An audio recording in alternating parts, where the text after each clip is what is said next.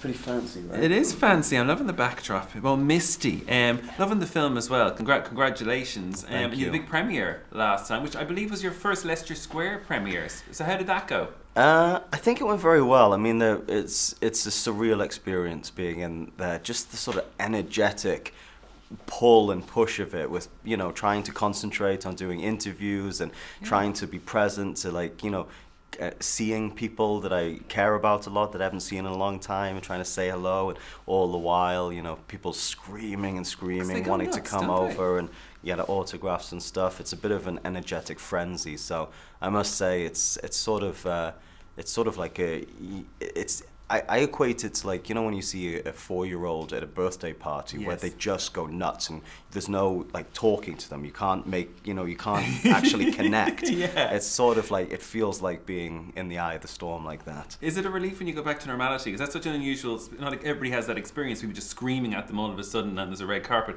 Is it strange when you go back into a real situation like shopping in town or whatever it is, or do you enjoy that side of it, the screams and all No, that? again, it's interesting because there's a certain energetic relationship with this whole thing of being somewhat on and trying to be present and trying to be engaged all the time. And I've done probably 60 interviews today already. Wow. And so then I had 2 films that came out back to back, so I've been doing this now for 6 weeks straight, 5, 6, sometimes 7 days a week. I've been in 20 countries in the last 6 weeks. So I'm sure next week when I finally finish all of this and go back home, it's gonna take a little bit of there'll be some reintegration issues. It's a lot of work afterwards, but you fought for this role, right? I mean, Guy Ritchie originally wasn't going to cast you in this. So what was it about this? Was the myth that grabbed you? What was it that you were like, I'm getting a flight over there, I'm going to be in this?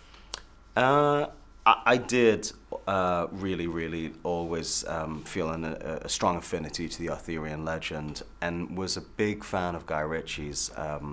But more than anything, I felt I felt as though I was being dismissed by Guy unfairly, because I know that he had seen one film of mine, and it was actually a film that I wasn't particularly proud of and didn't feel like it was acutely representative of who I am or what I'm capable of. And so when I came over to meet him, I honestly didn't think I was going to get the role. I just wanted to sort of put to bed a feeling of being, it felt reductive to me, and I wanted to move past that and let him see that what I was actually about. Okay. And then we ended up really liking each other in that meeting and having a lovely time. And he, at the end of the meeting, said, listen, I think I made a mistake. I think it would be a really good thing if you came and auditioned for me.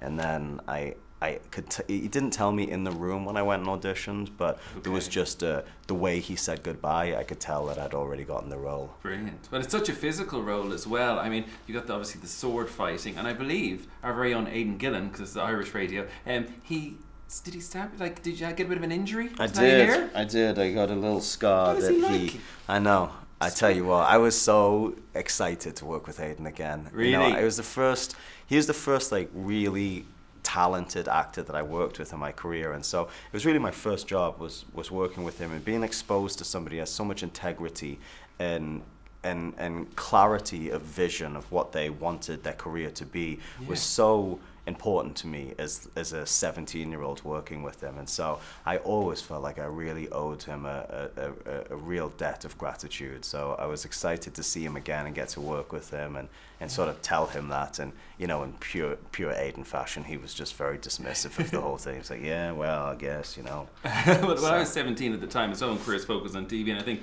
a lot of the gay community feel like we owe you and the whole cast a debt of gratitude, because that really had an impact at the time. Do you feel proud of your work on that show and the impact it had back in the day?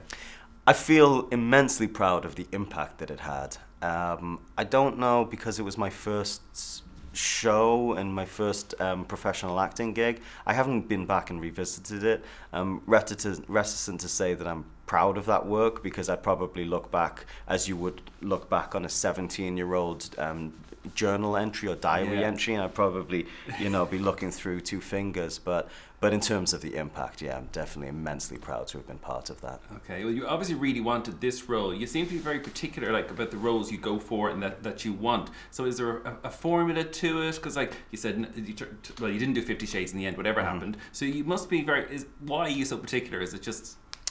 Well, listen, you know, when I think and talk about acting, I'm much more comfortable talking about it in terms of being a craftsman that learns a trade and tries to improve one's skill set through a career and apply a craft to it. You know, it makes me a bit nervous when you start to get highfalutin and talk about art and being an artist.